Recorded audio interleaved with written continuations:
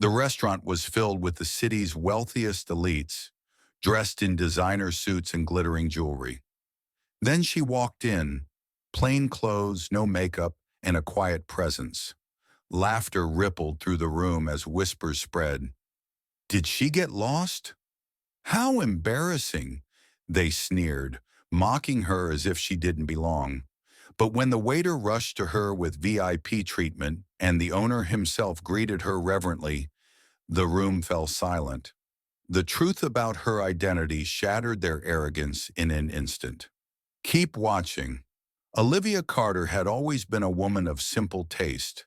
Despite her immense wealth, far more significant than anyone in the elite social circles, she never flaunted it.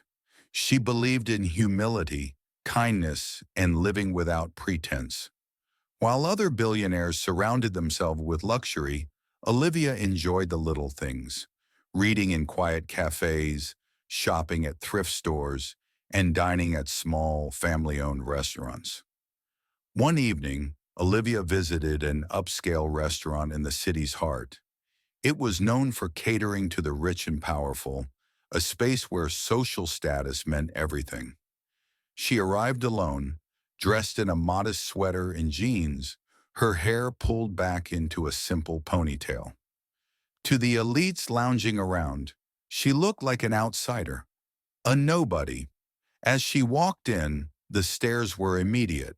A group of wealthy socialites at the corner table smirked, exchanging amused glances. She must be in the wrong place, one woman whispered. Maybe she's here to apply as a waitress, another man chuckled. Unfazed, Olivia sat near the window and picked up the menu. But the murmurs grew louder. A tall woman with diamond earrings and a designer gown leaned toward her and sneered, "Sweetheart, I think McDonald's is more your style." The table erupted in laughter, but their laughter wouldn't last long. A waiter approached Olivia, but instead of looking down at her, his eyes widened in recognition. "Ms. Carter, it's an honor to have you here," he said respectfully. The entire restaurant is hushed. The same socialites who had mocked her moments ago exchanged confused glances. Before they could process the situation, the restaurant owner emerged from the kitchen. He was a man known for catering exclusively to high-profile clients. Yet here he was, rushing to Olivia's table with an expression of deep admiration. "Ms. Carter, welcome. I wish we had known you were coming. We would have prepared a private room for you." The whispers turned into a stunned silence. The socialites who had laughed at Olivia moments ago now stared at her in disbelief. One of the men, Jason Whitmore, a wealthy real estate mogul, leaned forward. "Wait, Olivia Carter?" His voice wavered. He had heard the name before. Who hadn't? Olivia Carter was one of the wealthiest investors in the country, owning massive shares in multiple industries, including real estate, luxury fashion, and tech. She wasn't just rich. She was powerful. The woman in the diamond earrings turned pale. She had just mocked one of the most influential billionaires without realizing it. Olivia smiled and sipped her water. "I was just here for a nice meal," she said calmly. "But I see this place values appearances more than character." Sensing the tension, the waiter turned to the socialites. "Would you like to move to another section? Ms. Carter prefers a quiet dining experience." The humiliation was palpable. The snobby elites fumbled for words. We didn't know," one of them stammered. Jason cleared his throat. "Ms. Carter, I think there's been a misunderstanding.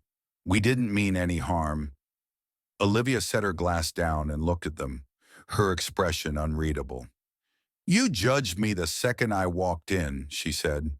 "You assumed my worth based on my clothes, my appearance, and nothing more. That's the real misunderstanding." Silence hung in the air. The weight of their arrogance crushed them. One of the women, desperate to save face, laughed nervously. Well, we were just joking around. No harm meant, right? Olivia leaned back, her gaze sharp. If I wasn't Olivia Carter, would you have treated me with respect? Or would I have been nothing more than a joke to you? No one answered because the truth was too ugly to admit. The restaurant's atmosphere had shifted entirely. The people who had looked down on Olivia were now avoiding her gaze, their faces burning with embarrassment. Some excused themselves and left hurriedly, unable to face the consequences of their arrogance. Olivia calmly finished her meal, generously tipping the staff. Before leaving, she turned back to the restaurant owner. "Your service is excellent," she said, "but perhaps your clientele could use some lessons in humility." The staff nodded in agreement. The remaining socialites sat in stunned silence, realizing that their power and status had not saved them from being exposed. Outside, Olivia stepped into her car, a sleek, understated vehicle that revealed nothing of her fortune. As she drove away, she smiled to herself. Money wasn't the accurate measure of a person's worth. Character was. And tonight, the so-called elite had just learned that lesson the hard way. True wealth isn't measured by money or status, but by character and kindness.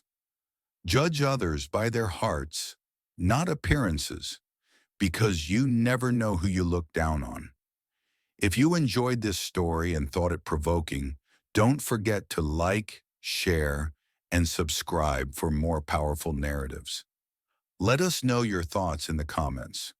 What would you have done in this situation? Your support helps bring more eye-opening stories to life. Where are you watching this video from? Let us know in the comments. Take care.